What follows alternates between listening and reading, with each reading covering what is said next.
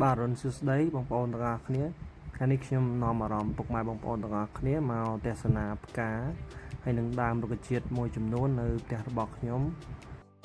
រុក្ខជាតិទី1នេះគឺជាដើមដំបងយក្សមូល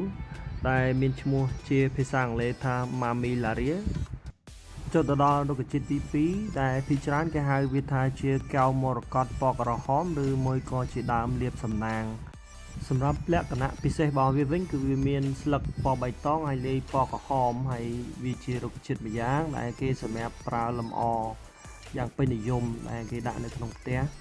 ព្រោះវាជាប្រភេទប្រទាលវាមិនសូវត្រូវការពន្លឺច្រើនទេរុក្ខជាតិទី3នេះឈ្មោះថាបល្ល័ង្កមាសដែលវាមានស្លឹករាងបេះដូងហើយមានតងវែងវែង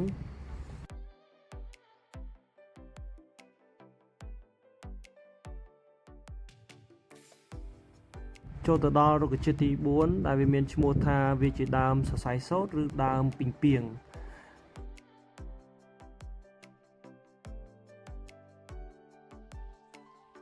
បន្តមកទៀតគឺជាដើមអណ្ដាតខ្លាដែលគេហៅវាថាជាអណ្ដាតខ្លាស្លឹកវែងលក្ខណៈពិសេសរបស់វាគឺវាដុះត្រង់ឡើងទៅលើហើយមានឆ្នូតដូចស្បែកខ្លាហើយតួនាទីសំខាន់របស់វាគឺវាជួយចម្រោះនៅខ្យល់បរិសុទ្ធបានយ៉ាងល្អ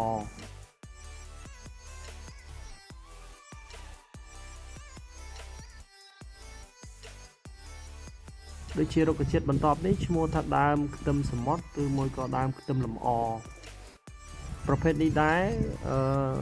ខ្លះគាត់ហៅវាថាជាប្រទាលតពុះដែលធម្មតាអ្នកផ្ទះអ្នកលក់ដូរអីចឹងគាត់ដើមអាហ្នឹងដើម្បីគេហៅថាតាក់ទាញភ្ញៀវបាទ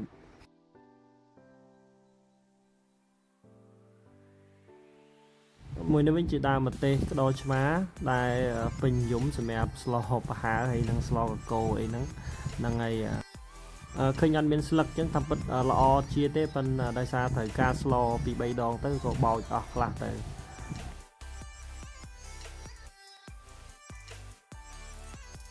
នេះជាដើមចប៉ីតូច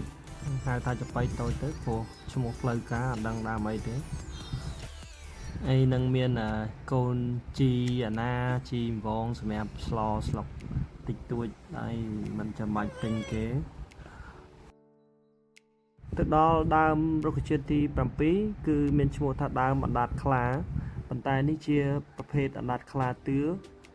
វាមានលក្ខណៈខុសគ្នាពីប្រភេទអណ្ដាតខ្លាទី5ព្រោះអណ្ដាតខ្លាតឿនេះវាដុះជាកញ្ចុំទាបហើយរាងដូចផ្កាកន្លោបអញ្ចឹងរុក្ខជាតិនេះវិញគឺជាដើមស្លាលាវាដែលជាធម្មតាគេយកវាទៅខ្ចប់ធ្វើជាកាដូធ្វើជាផ្កាសម្រាប់ជូនមនុស្សជាទីស្រឡាញ់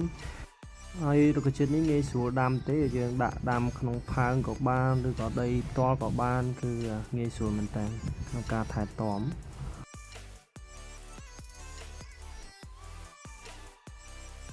នេះវិញជាស្លឹកខ្ទឹមតាមពិតទៅល្អជាតិទេ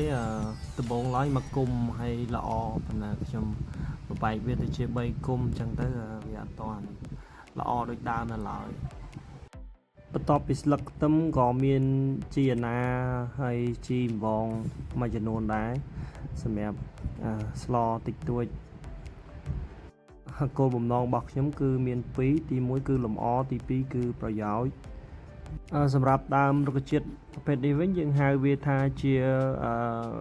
ដើមហង្សមាសតែវាមានស្លឹករាងវែងស្រួចហើយមានពណ៌ក្រហមក្រមៅឬខ្លះមានពណ៌ស្វាយលាយផ្កាឈូកដែរ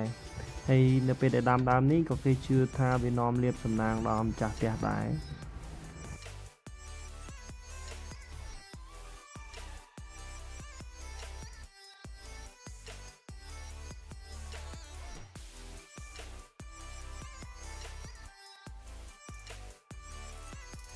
នេះវិញជាដើមប្រទាលកតុយកពើដែលភាសាអង់គ្លេសហៅ Aloe Vera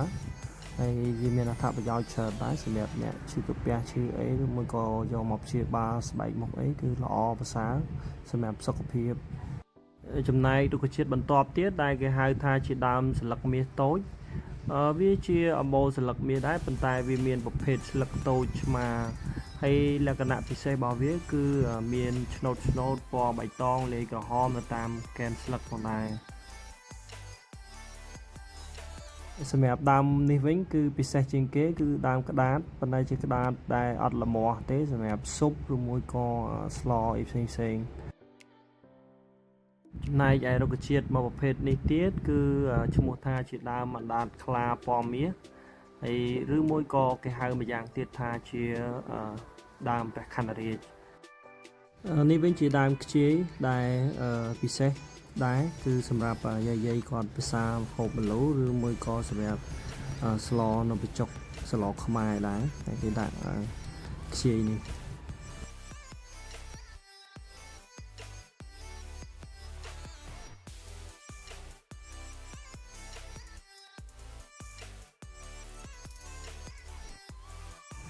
នេះវិញខ្ញុំមានសាគូក្រហម2គុំដែរនៅមុខផ្ទះ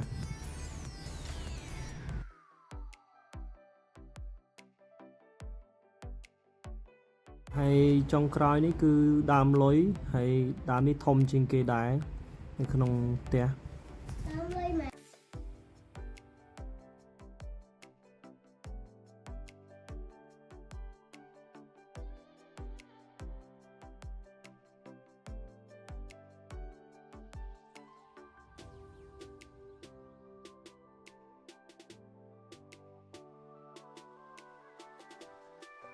អញ្ចឹងវីដេអូនេះដែរក៏ឈានទៅដល់ទីបញ្ចប់ហើយខ្ញុំសូមអរគុណសម្រាប់ការតាមដាន